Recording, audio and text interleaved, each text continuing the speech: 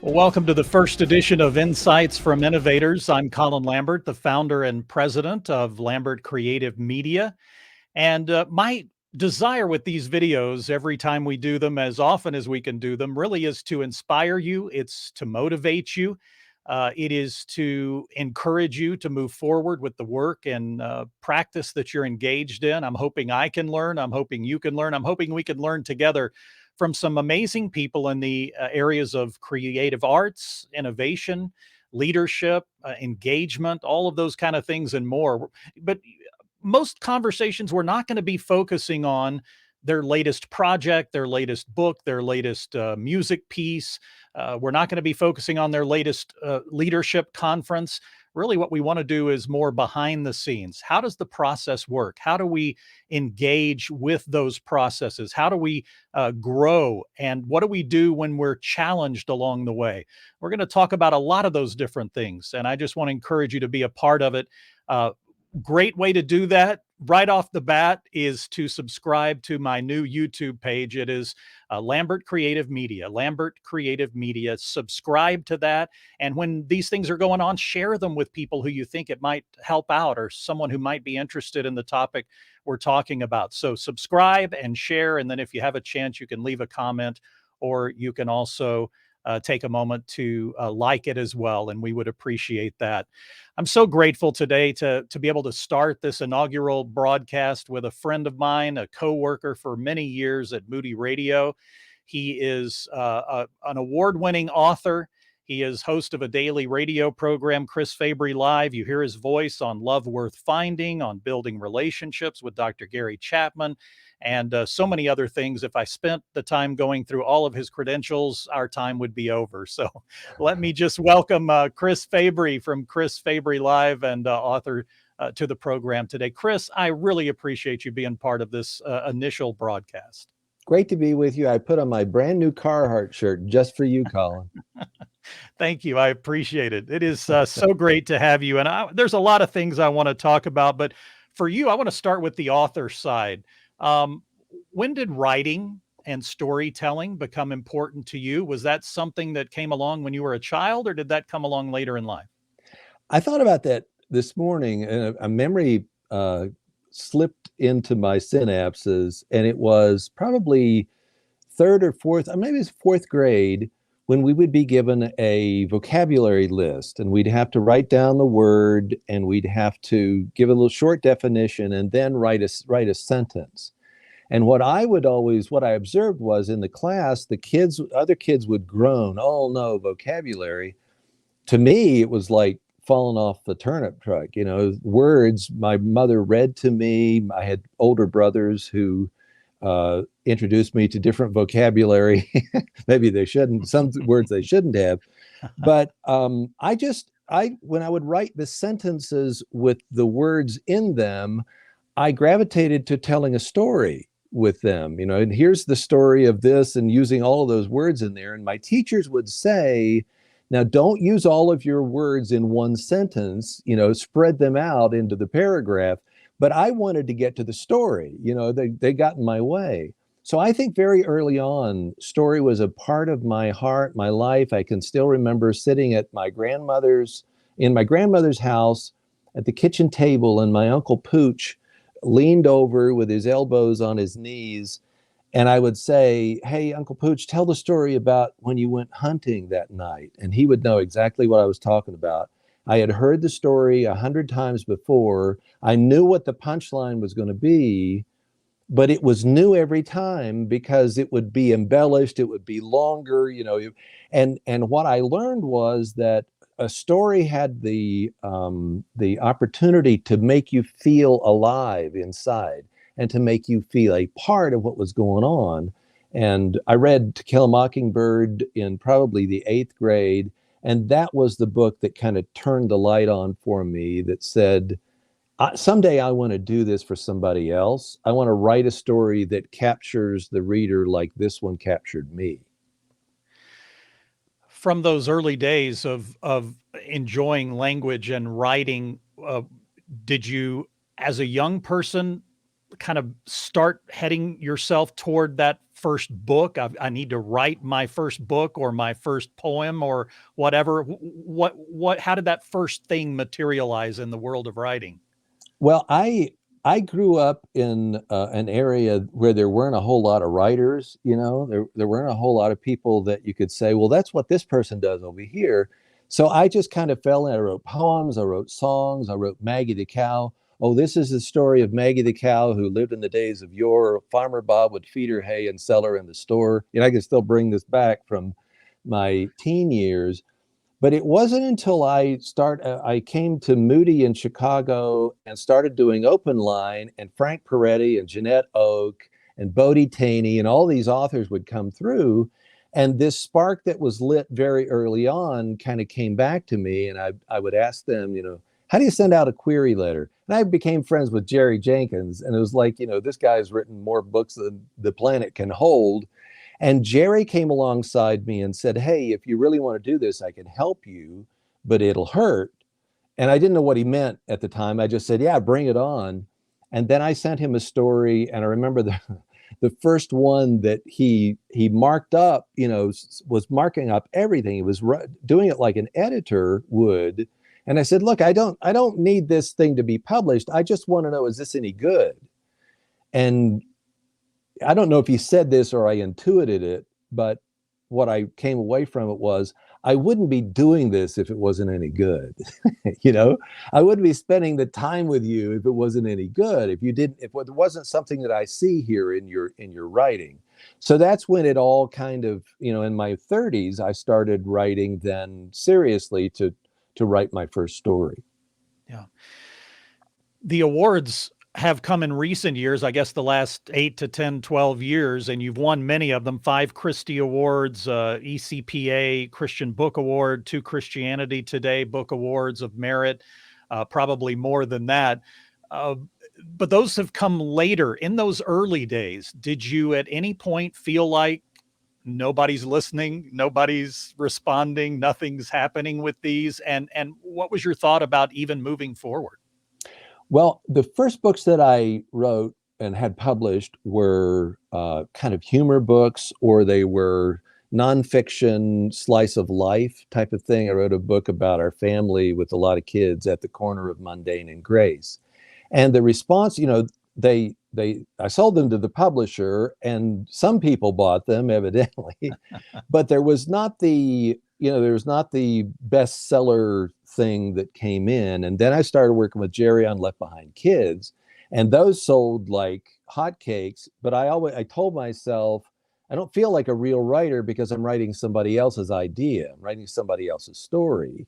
And what about what's in here? So the agent that I had at the time said, if you want, my desire was to write fiction for adults. And she said, if you're going to write this, if you're going to write for adults, you need to write the whole thing so that we can give, people know that you can write children's books. They know that you can write humor. They don't know if you can write a long form novel. And that was my dream. So I spent several years in the middle of doing children's books with Jerry that were big successes, and those kind of, paid the mortgage. I spent several years working on this idea that had been burrowed in my soul for a long time. And I finally, it was a lot of struggle and a lot of heartache to get this thing onto the page. And finally, I can take you to the spot on the interstate. My son and I were driving back from Indianapolis to Colorado when my agent called and said, there's a publisher that's interested in your adult novel. They want what you've written here.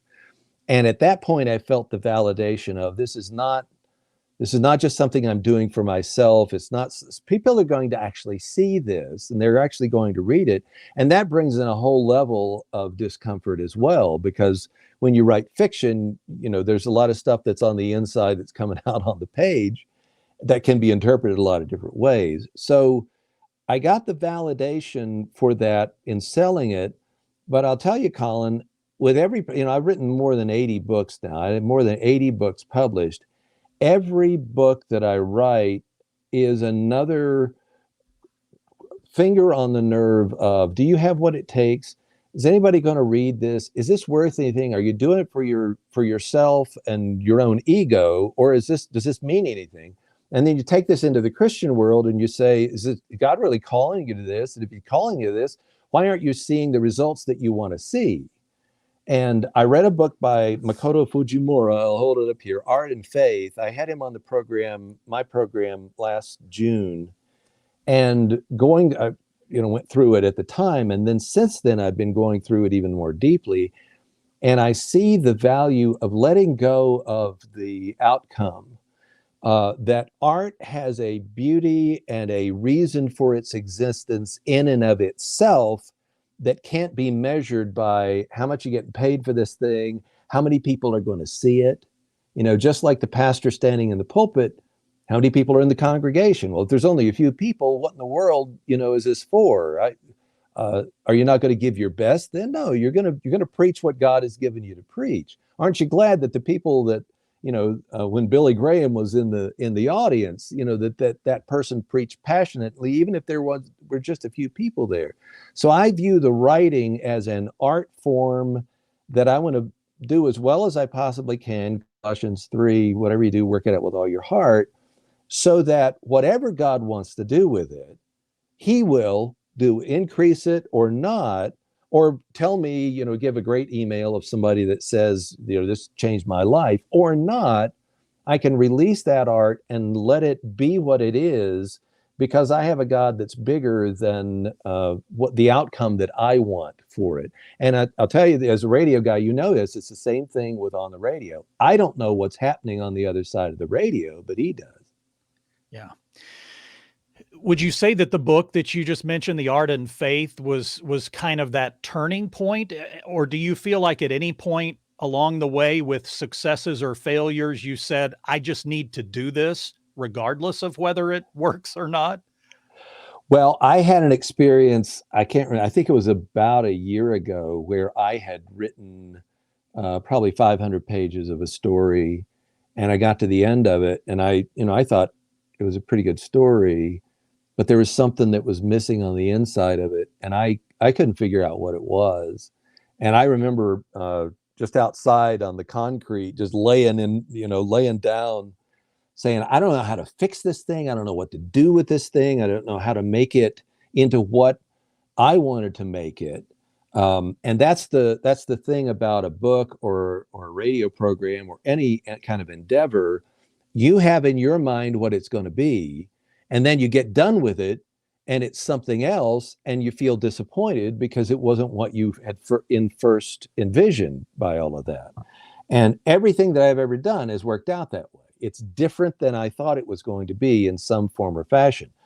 With that book, I came to the turning point where I said, you know what? And I said to the publisher that had paid me half, of what they were going to pay me for it. I said, this is not right. I need to take another run at this. Would you give me a few more months?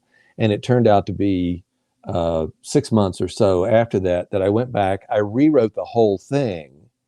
And what it became then was wildly different than the first iteration, but it was a lot closer to the heart of what I wanted to express, what the themes that were running through it. And I think it's a better book because I took the time to do that. And it's in the editing phase now, which is always a wonderful thing, because there's going to be somebody who sees stuff that I don't see. They're going to point it out. Yeah.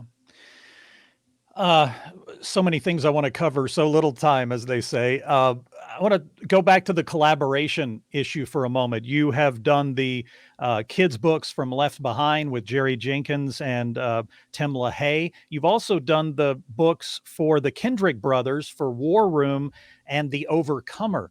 Talk for a moment just about that collaboration process. I think you've already mentioned kind of one of the drawbacks, which is you're dealing with someone else's material. I'm assuming there are positive things about those collaborations as well. The positive thing, Colin, and I've got a new one. They're working on a new film called Life Mark, and I've written the novel to that will be published in the fall. The thing that I always say about that is that one of the hard things about writing something from your own heart is to build the world that you're living in, so that it's it all comes together, it all fits together, and then the plot points that happen. The main part is that people are going to care about the characters, going to care about the people, but you have to have the plot points. What the Kendricks have done is they've made all those really, really hard decisions, and they've made a film about it. So they will send me the script, and they'll send me the rough cut of the film, which is probably a third more than you'll see in the theater. So they have laid the fence line around everything that they've done. And what I get to do is get in the pasture and just play around. And I get to ask questions. And for example, with Miss Clara in War Room, she's living in this old house. She's got a prayer room, which is her closet, on the second floor. And I'm thinking, here's an old lady in this old house with those stairs, and she's going up and down every day. At her age, something bad's going to happen here. If they don't, why is she living in that house? What's the story of that house? So that was a question that took me to a different place. And then her family, what's going on? Maybe her son and her daughter-in-law want her to come to live with them, in a one-story house, and she can have her own room and that kind of thing. But she's staying in that house. What is keeping her in that house? So all of those questions I get to mine, and I get to ask those. And then I work mostly with Alex on the novels, and he'll say, yeah, that's a great idea. Yeah, go with that. What a great, no, you can't do that. In Overcomer, I had the idea of bringing Miss Clara into Overcomer and talk with the little girl, Hannah, who was the runner who had asthma. And Alex said, no, we can't get the Avengers world mixed up with, can't put those two things together. So he kind of keeps me on track and keeps me, in the same playground with that, keeps it real. And I've really enjoyed the process. Many of us who are not writers have probably heard the term writer's block. Um, Talk about just that kind of thing as you're trying to proceed through a book, a project. Do you find yourself at times just stuck somewhere in the midst of it? And what do you do to get to the other side of that? Of course, and everybody does on some level, and people call it one thing or another. Early on in my writing, I had so much energy, and I had so many children to feed that I couldn't afford. Jerry says, I can't afford writer's block. And if you work on a ditch digging line, and you wake up in the morning and you say, I just don't feel like digging the ditch today. I don't have the mental. You don't do that. You just go and you start digging. And so the best way to overcome the blocks that you get in, there are different types of them, but the best way is to just show up and have a routine every day. Remember that what you're going for is the emotion. You don't write stories to sell books. You write stories to touch people's hearts. So there is and I do the same thing in radio. I do these conversations not because I got an hour to fill. I do it to reach into somebody's heart or come around the back door. Stories will come around the back door and knock on the heart. So I try to get myself into whatever the emotion of the scene is that I'm writing or trying to craft.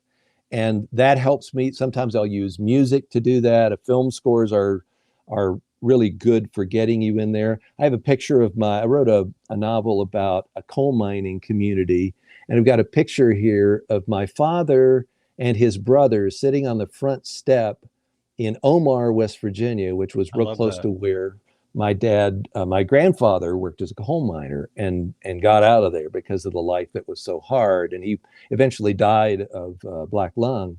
But I kept that as I was writing that story. I kept that right in front of me as I'm writing, because I'm not just telling stick figures, flannel graph stories. I'm talking about real people connected with real hearts and what's going on there. Yeah. Two more questions and then we'll wrap.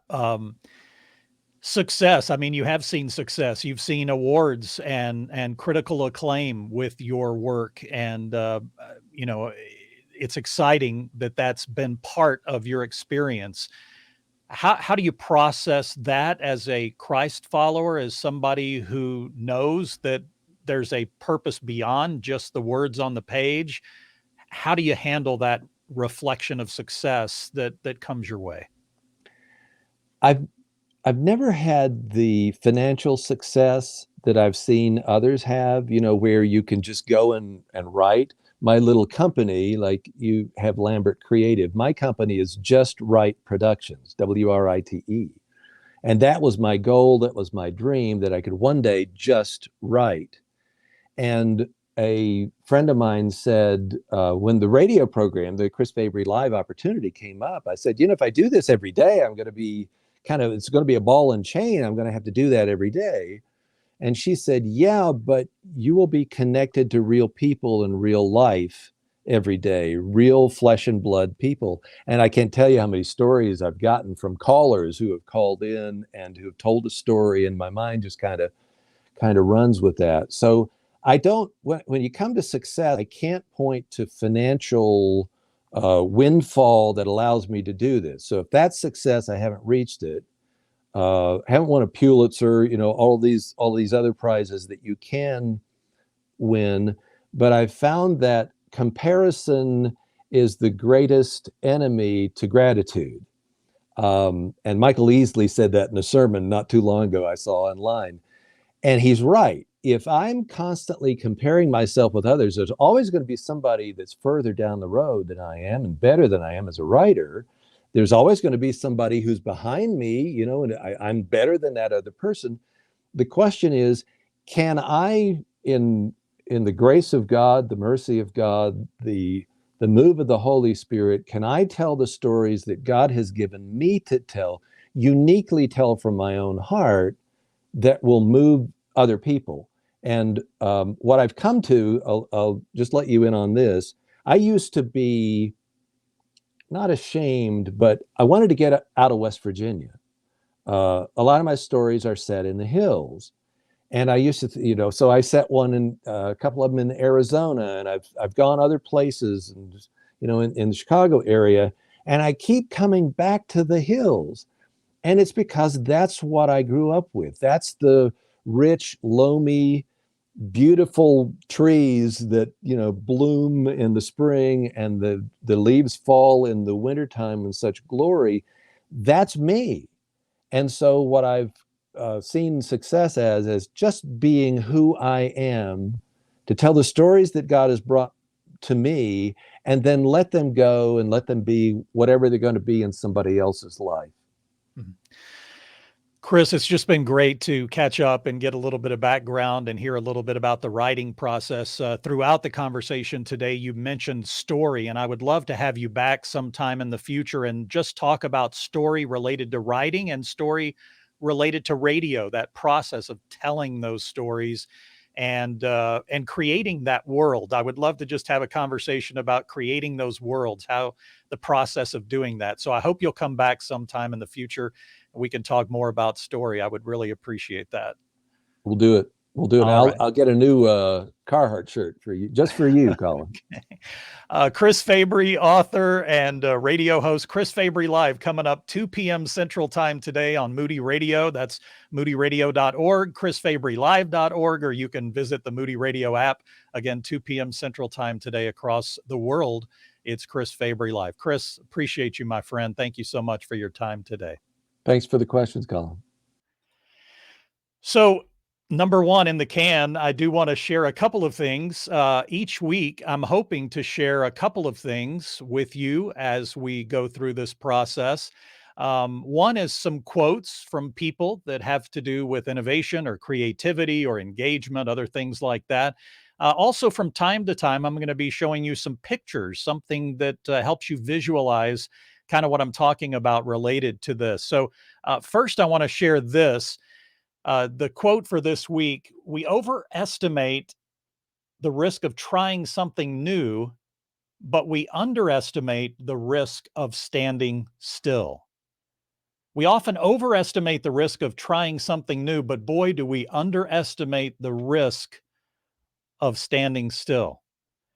I think that's something we can all benefit from, because standing still, status quo, you just can't do that in business. You can't do it in ministry. I don't believe you can do it as a follower of Christ. I think you need to be moving forward. Uh, Take some risk, measured risk. You don't have to jump off a tower with a bungee cord every time. But you do need to be moving forward. You do need to be processing and moving forward and looking for those opportunities that God's putting in front of you. And then I want to share this picture. I hope you can see it. I'm gonna make it full. See it. It is a picture of a bottom of a wet redwood tree. This is JMS Wood Sculptures. I don't know the man's name, but it was online. This is the bottom of a redwood tree. They often have very strange shapes. And amazingly, he made this octopus under the sea out of the wood that you saw at the top. I could never see the octopus in that wood. I would be lucky to carve a letter or some simple version of a cat or dog, or maybe just a square or a circle. But think about that. Look at that. Look at what he was standing by when he started, and look at what was in his brain, the creative nature of his brain. He could have stood still next to that wood and just remained there. He chose not to stand still, but to be innovative, to be creative, and see what was inside that wood. Amazing to see.